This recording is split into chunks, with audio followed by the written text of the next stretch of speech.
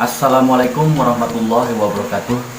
Salam sejahtera buat kita semua. Jumpa lagi dengan saya di Cerdas Hukum Channel. Channel untuk menambah wawasan dan pengetahuan hukum. Di video kali ini saya coba menjawab pertanyaan dari salah seorang sobat cerdas channel hukum yang terkait dengan masalah penarikan kendaraan dengan cara paksa oleh debt collector yang sering kita kenal dengan sebutan mata elang atau matel.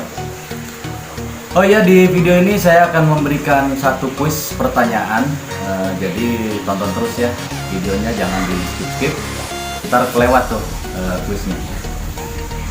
Kawan Cerdas Hukum Channel, jangan lupa ya untuk klik like, dan yang belum klik subscribe sama tombol lonceng supaya diklik tombol subscribe dan tombol loncengnya, supaya nggak ketinggalan informasi dan saya makin bersemangat untuk menyampaikan materi-materi hukum lainnya. Gratis kok ngeklik tombol-tombol itu. Oke kawan, kayak biasa sebelum kita bahas materinya, kita ngopi dulu.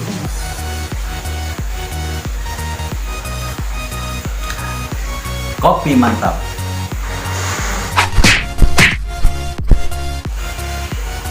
Kita lanjut kawan. Emang sih akhir-akhir ini banyak banget tuh kejadian penarikan kendaraan dengan cara paksa yang dilakuin si mata elang. Kadang-kadang kejadiannya di jalan, kadang-kadang di rumah. Kok bisa ya? Malah kadang-kadang sampai kejadian keributan tuh antara si mata elang sama si pemilik kendaraan. Sebenarnya gimana sih pandangan hukum atas kejadian itu? Kayak contoh kasus di video ini. Yuk kita simak beritanya. Debt collector bertugas mengejar kendaraan yang macet kredit dan debitur yang susah ditemui. Namun dalam praktik di lapangan, debt collector kerap melakukan tindakan yang tidak sesuai aturan hukum. Pada April 2021 lalu, dua debt collector di Tasikmalaya, Jawa Barat menjadi korban penganiayaan warga lantaran aksi mereka dianggap telah menyulut emosi warga setempat. Warga juga sampai merusak dan membuang sejumlah sepeda motor yang diduga milik para debt collector itu. Nah itu tadi video berita masalah mata elang. Nah sekarang apa sih kedudukan hukum si mata elang nih? Nah, Januari tahun lalu Mahkamah Konstitusi udah menyatakan bahwa pihak leasing atau debt collector nggak boleh tuh menarik paksa atau nyita kendaraan sembarangan, walaupun nggak bisa menyelesaikan pembayaran. Keputusan itu dituangkan dalam putusan Mahkamah Konstitusi nomor 18 PUU angka Romawi 17 2019 yang dipublish tanggal 6 Januari 2020. Keputusan ini sebenarnya menggugurkan aturan sebelumnya yang membolehkan leasing mengeksekusi sendiri kalau kredit nggak lancar. Sebelumnya emang aturan yang digunakan itu pasal 15 ayat 2 dan ayat 3 Undang-Undang nomor 42 tahun 1999 tentang jaminan fidusia. Ayat 2 itu menyebutkan bahwa sertifikat jaminan fidusia mempunyai kekuatan eksekutorial yang sama dengan putusan pengadilan yang udah punya kekuatan hukum tetap. Terus di ayat 3-nya dijelaskan bahwa apabila debitur cedera janji, penerima fidusia mempunyai hak untuk menjual benda jaminan fidusia atas kekuasaannya sendiri. Sederhananya gini, kreditur atau pihak leasing bisa narik langsung kendaraan kalau debitur cedera janji. Ya inilah yang jadi pangkal dari maraknya profesi debt collector yang narik mobil atau motor yang gagal bayar. Nah, perjanjian fidusia ini sendiri adalah perjanjian utang piutang antara kreditur dengan debitur yang melibatkan penjaminan yang kedudukannya tetap dan dibuatkan akta notaris untuk didaftarkan ke kantor pendaftaran fidusia. Kalau nggak ada perjanjian atau jaminan fidusia, jadi pihak pemberi kredit nggak punya hak untuk mengeksekusi objek yang dijaminkan. Nah, alhasil perjanjian itu lemah karena dianggap dibuat di bawah tangan. Kawan, seperti janji saya, sebelum kita lanjutkan pembahasan, saya mau ngasih kuis nih. Jadi kuisnya begini, bagaimana solusi kita kalau akses jalan kita ditutup sama yang punya lahan? Nah, silahkan jawab, kirim aja jawabannya ke sini nih, kirim ke sini ya. Jadi gini kawan, kita kembali ke pembahasan. Jadi akhirnya datanglah keputusan baru Mahkamah Konstitusi ini yang membatalkan Undang-Undang Nomor 42 Tahun 1999 itu. Di putusan nomor 2 yang ditandatangani Ketua MK, dinyatakan bahwa pasal 15 ayat 2 Undang-Undang Nomor 42 Tahun 1999 itu bertentangan sama Undang-Undang Dasar 1945 dan nggak punya kekuatan hukum yang mengikat. Jadi segala mekanisme dan prosedur hukum dalam mengeksekusi sertifikat jaminan fidusia harus dilakukan dan berlaku sama dengan eksekusi putusan pengadilan yang berkekuatan hukum tetap. Jadi kalau debitur keberatan apabila kendaraannya diambil, maka pihak leasing nggak boleh tuh ngambil secara paksa. Leasing boleh ngambil kendaraan kalau sudah ada keputusan pengadilan yang berkekuatan hukum tetap. Nah sekarang gimana tuh cara menghadapinya kalau ketemu matalang? Tapi sebelum kita lanjut, kita ngopi lagi. Kopi mantap.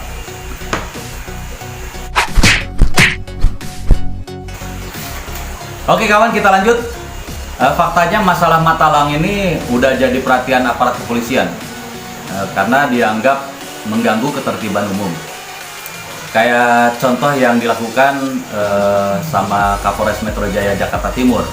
Nah, Kapolres ini mengungkapkan bahwa polisi akan berkoordinasi dengan stakeholder terkait guna mencegah aksi perampasan barang secara paksa oleh matalang. Nah, menurut beliau ada ketentuan yang harus diikuti oleh pihak para penagih utang dalam menagih cicilan utang. Jadi ada ketentuannya, misalnya harus ada surat pemberitahuan dan lain sebagainya. Kalau memang fidusia atau pengalihan hak kepemilikan suatu barang,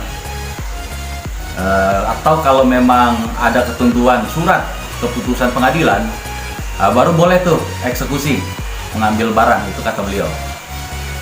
Nah ini kawan, ada sedikit tip nih yang bisa saya kasih kalau Anda ketemu matalang. Nah inilah hal-hal yang bisa Anda lakukan. Nah, tapi sebelumnya kita ngopi lagi, ngopi terus. Kopi mantap.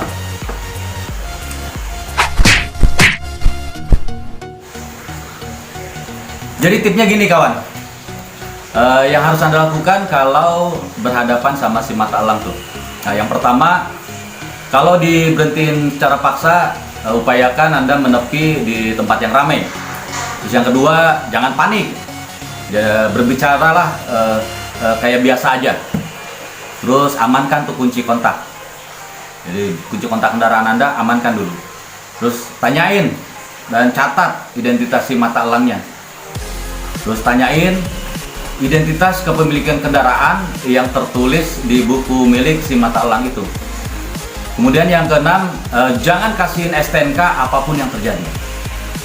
Terus kalau yang selanjutnya, kalau memang Anda punya masalah di cicilan, bicarakan dengan baik. Jadi kalau memungkinkan, bayar via transfer. Terus selanjutnya yang kedelapan, kalau nggak bisa bayar cicilan, bicarakan ke kantor cabang leasing untuk minta restrukturisasi keringanan hutang. Yang terakhir, kalau memang nggak sanggup bayar, minta aja surat penarikan kendaraan sebagai bukti yang legal. Jadi kalau nanti ketemu si mataelang, ini bisa jadi bukti bahwa Anda nggak nunggak kredit. Nah kalau ada debt collector atau mataelang yang nekat narik kendaraan, ya perbuatan si mataelang ini bisa dikategorikan, bisa diperkarakan sama kita. Dan kalau terbukti leasing yang nyuruh, ya kita bisa laporkan ke OJK. Karena kan ada sanksi untuk leasingnya sampai pencabutan izin perusahaannya. Nah, sanksi itu mengacu pada ketentuan POJK nomor 35 tahun 2018 tentang perusahaan pembiayaan. Di dalam beletnya tertulis tuh, perusahaan pembiayaan yang nggak memenuhi ketentuan OJK akan dikenakan sanksi administrasi secara bertahap, ya berupa peringatan, pembekuan kegiatan usaha sampai pencabutan izin usaha. Oke kawan, itulah sedikit wawasan menghadapi matalang yang bisa saya sampaikan. Semoga bermanfaat ya. Dan terus ikuti channel ini. Siapa tahu bisa nambahin dikit-dikit wawasan hukumnya. Dan siapa tahu juga beruntung bisa dapat giveaway dari saya.